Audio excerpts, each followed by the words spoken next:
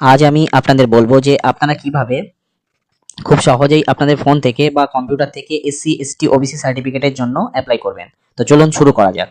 সবচেয়ে প্রথমে আপনারা গুগল ব্রাউজার ওপেন করে নিন এবং সেখানে গিয়ে টাইপ করুন কাস্ট সার্টিফিকেট ডট wb.gov.in বা কাস্ট সার্টিফিকেট লিখে সার্চ করলেও কিন্তু চলে আসবে। এখানে সার্চ করার পর আপনাদের সামনে প্রথমে যে ওয়েবসাইটটি আসবে এখানে ক্লিক করে আপনারা এখানে ক্লিক করবেন। ক্লিক করার পর আপনাদের সামনে এমন একটি পেজ কিন্তু খুলে আসবে। তারপর আপনারা দেখতে পাবেন এখানে এসসি এসটি তে অ্যাপ্লাই ফর এসসি এসটি এখানে ক্লিক করবেন।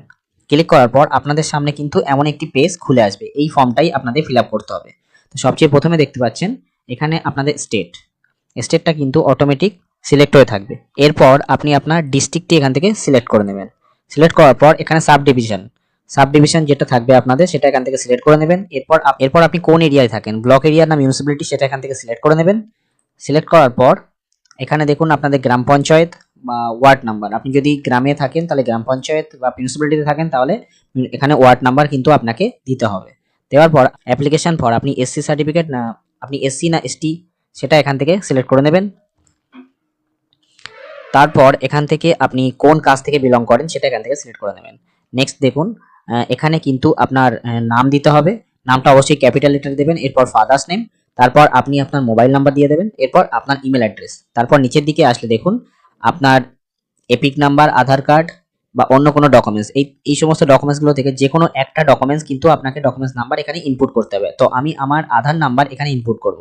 আধার নাম্বার দেওয়ার পর নিচের দিকে আসলে দেখতে পাবেন যে ডেট অফ বার্থ, এখান থেকে আপনি আপনার ডেট অফ বার্থটি সিলেক্ট করে নেবেন।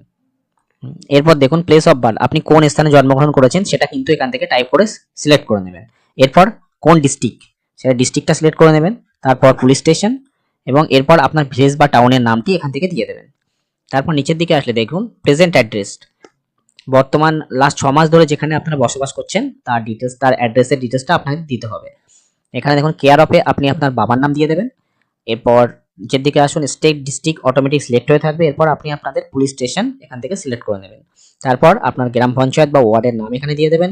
এরপর আপনাদের ভিলেজের নাম দিতে হবে, তারপর পোস্ট অফিস এবং এরপর আপনাদের পিনকোডটি এখান থেকে দিয়ে দেবেন।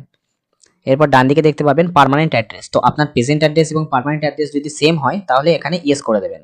যদি নো হয় তাহলে এখানে নো করে ম্যানুয়ালি এটা এন্ট্রি করতে হবে একইভাবে।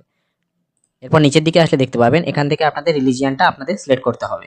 সিলেক্ট করে নেওয়ার পর আপনি আপনার জেন্ডার সিলেক্ট করে নেবেন। নিচের দিকে আসলে দেখতে পাবেন ব্লাড রিলেশন ডিটেলস। তো এই পোর্শনটা কিন্তু আপনাদের জন্য খুব ভাইটাল, এটা আপনারা ঠিকঠাকভাবে ফিল আপ করবেন। আপনার পরিবারে যদি কোনো মেম্বারের এসসি বা এসটির জন্য আপনি অ্যাপ্লাই করছেন সেই সার্টিফিকেট থেকে থাকে, তো সেই সার্টিফিকেট হোল্ডারের নাম এখানে দিতে হবে, সার্টিফিকেট নাম্বার এবং সেই সার্টিফিকেটটা কোন ডেটে ইস্যু হয়েছে সেটা কিন্তু আপনারা সিলেক্ট করে নেবেন। এরপর সেই ব্যক্তি আপনাদের রিলেশনে কে হয়, তো এই লিস্টে দেখবেন, লিস্ট থেকে যদি না হয় তাহলে আদার্সে গিয়ে কিন্তু আপনারা এখান থেকে মেনশন করে দিতে পারবেন। এরপর ইস্যুইং অথরিটি, এটা কোথা থেকে ইস্যু হয়েছে সেটা সার্টিফিকেটে পেয়ে যাবেন, ওখান থেকে সিলেক্ট করে নেবেন। এরপর যদি আপনার সার্টিফিকেট না থেকে থাকে তাহলে কিন্তু এটাকে আপনাকে নো করতে হবে এবং যাদের পরিবারে কারো সার্টিফিকেট থাকে না তাদের কোর্ট থেকে একটা কোর্ট এফিডেভিট করতে হয়, আপনারা বিডিও বা এসডিও গিয়ে জেনে নেবেন।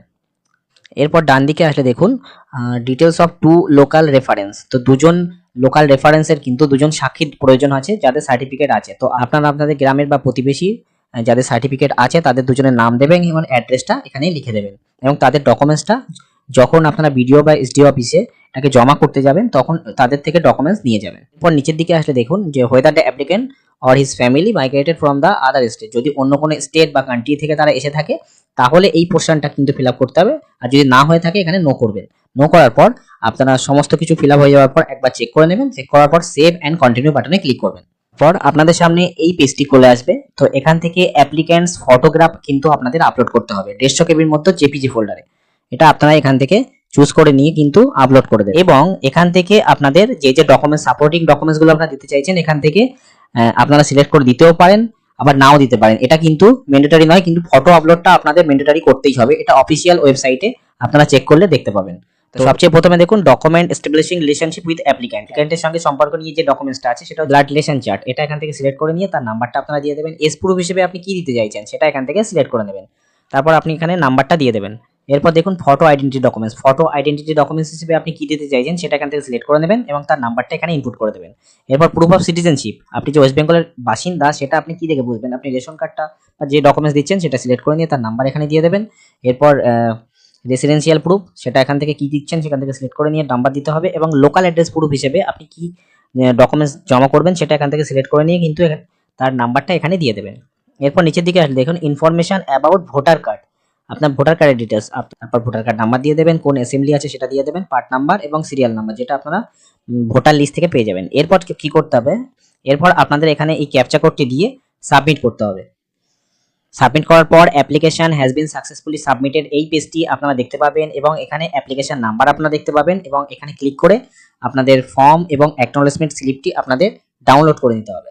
তো ডাউনলোড করার পর এই ফর্মের সঙ্গে আপনারা যে সমস্ত ডকুমেন্টস ওখানে আপলোড করেছিলেন বা যে সমস্ত নাম্বারগুলো আপনারা দিয়েছিলেন সেই সমস্ত ডকুমেন্টস নিয়ে আপনাদের নিয়ারেস্ট বিডিও বা এসডিও অফিসে গিয়ে কিন্তু আপনাদের জমা করতে হবে। জমা দেওয়ার পর আপনাদের যদি কোনো ভুল হয় এখান থেকে কিন্তু এডিট অ্যাপ্লিকেশনে গিয়ে আপনারা কারেকশন করতে পারবেন, এবং ফর্মের স্ট্যাটাস কিন্তু আপনারা চেক করতে পারবেন যে ফর্মটি সম্পূর্ণ হয়ে গেছে কিনা। হয়ে যাওয়ার পর আপনারা কিন্তু সার্টিফিকেট অনলাইনে ডাউনলোডও করতে পারবেন।